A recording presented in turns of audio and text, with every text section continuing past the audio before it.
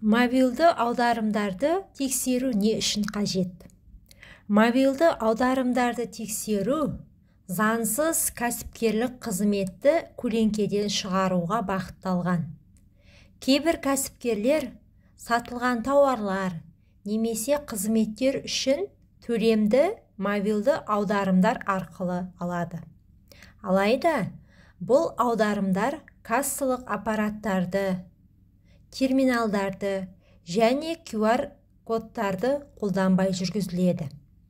Тиісінше чектер берілмейді және тұтынушылардың құқықтары бұзылады. Айта кету керек, мемлекет барлық мобилді аударымдарды тексермейді. Тек әртүрлі тұлғалардан 3 ай қатарынан ай сайын 100 немесе одан да көп мобилді аударымдар алған тұлғалар ғана, яғни кәсіпкерлік қызметтің белгілері байқалған жағдайда тексеру жүргізіледі. Туыстар мен достарға ақша аударуға бола ма? Жеке тұлғалар бұрынғыдай өздерінің жеке мақсаттары үшін туыстарына, достарына, ата-аналарына, балаларына және басқа да өмірлік жағдайға байланысты мобилді аударымдар жасай және қабылдай алады. Бұған қатысты ешқандай шектеу жоқ.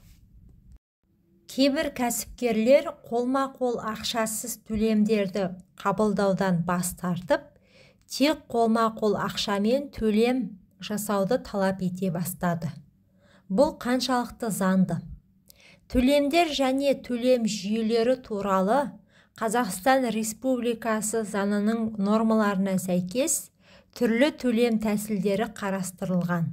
Банк картасымен, QR төлемімен немесе қолма-қол ақшамен.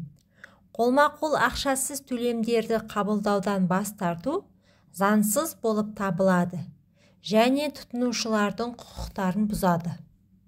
Кәсіпкерлердің төлем карточкаларын пайдалана отырып, төлемдерді қабылдаудан бас тартқаны үшін бірнеше рет әкімшілік жауапкершілікке тартылып, ескерту жасалады. Ал қайталап бұзған жағдайда 147.680 теңге көлемінде айыппұл салынады. Егер кәсіпкер қолма-қол ақшасыз төлем қабылдаудан бас тартса, қайда жүгінуге болады?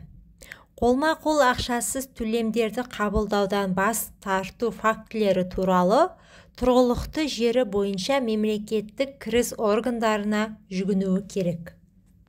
Ал мысалы, такси жүргізушілері не істеуі керек?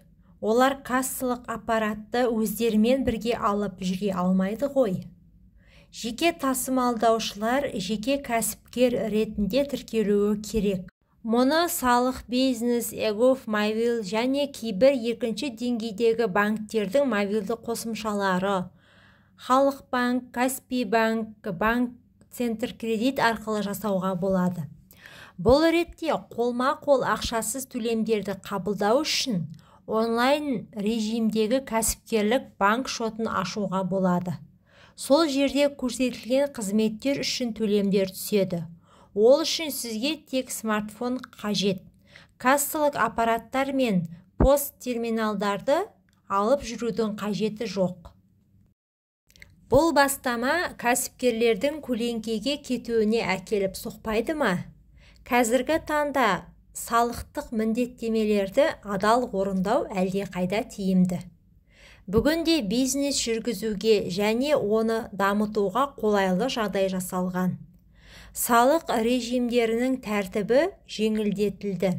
Салық мөлшерлемелері қызмет түріне байланысты тек 1-4% ғана құрайды.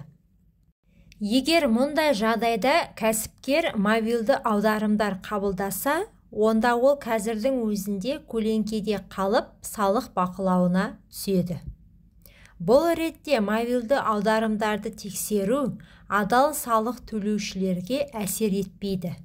Осылайша, әділдік және міндетті салық салу принциптері жүзеге асырылады. Яғни, барлық салық төлеушілер тең болуы және алынған табыстан салық төлеуі тиіс.